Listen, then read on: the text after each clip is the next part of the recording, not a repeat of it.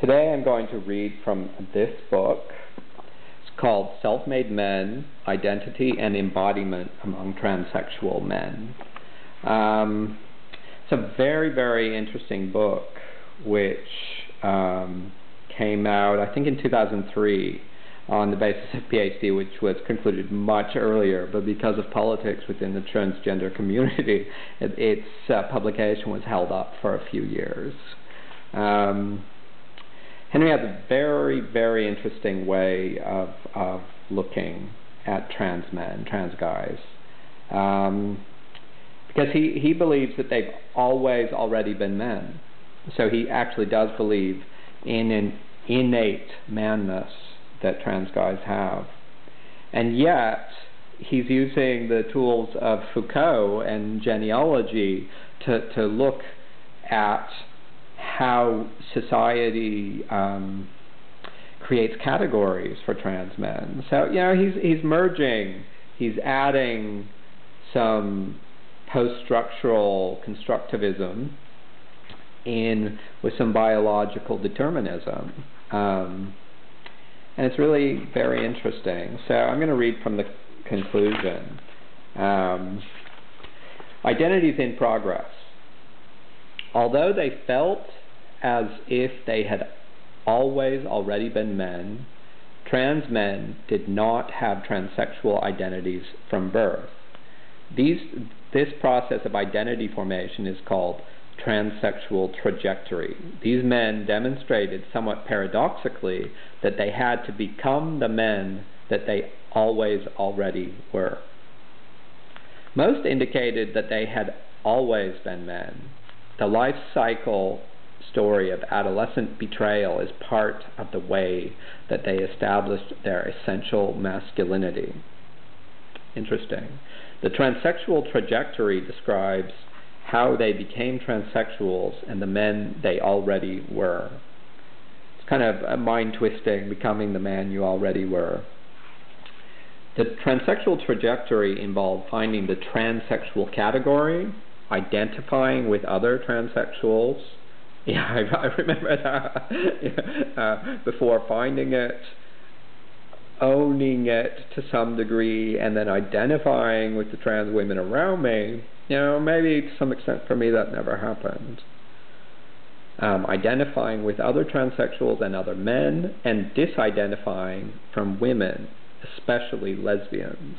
Now, so this is interesting. This is a key point in Rubin, because, you know, he thinks that in a previous era before feminism, that the people who had innate masculinity, that they were fine being butches in a lesbian system, and it was only through changes in society that this category trans man became so important and so central.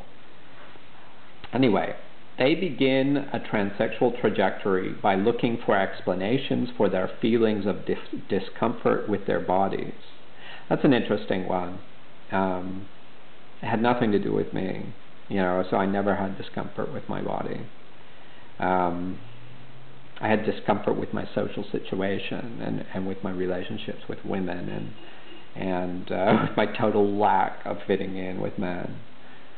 But, my body was never really an issue. Unlike coming out as gay or lesbian, which creates a kind of visibility, FTMs become invisible as they transition, assimilating into the woodwork. Therefore, the term coming out does not adequately reflect the movement from female to male. Interesting, this term woodworking, it's a term in trans for going stealth. The multi-stage process of transition can take place over several years. It can be encouraged or discouraged by significant others, parents, friends, lovers, and acquaintances who model femininity and masculinity. While some of the FTMs homogenized, idealized, and identified with all men, most distinguished between different types of men, they acknowledged that men came in all shapes, sizes, and personalities. Some were role models, while others were noxious. Identification with other men was dependent on the type of man that an FTM encountered. Okay, I'm going to stop reading for this piece. But, I just wanted to bring up, I think that Henry's being a little bit too positive on this when he's saying that, he says, while some FTMs homogenize, idealize, identified with all men, most distinguish between different types.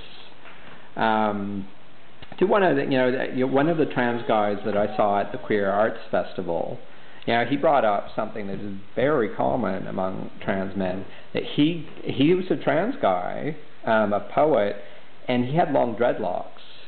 And he said he'd get no end of shit from FTMs for not having a stereotypical short male haircut. So, it's a little idealized to say, well, some men identify, have this single view of men. I think, unfortunately, within, FTM society, at least, lots of places, there is really social pressure to conform to a narrow view of what masculinity entails. So I hope you find Rubin as interesting as I do, because I'm going to be reading more from him. Bye-bye.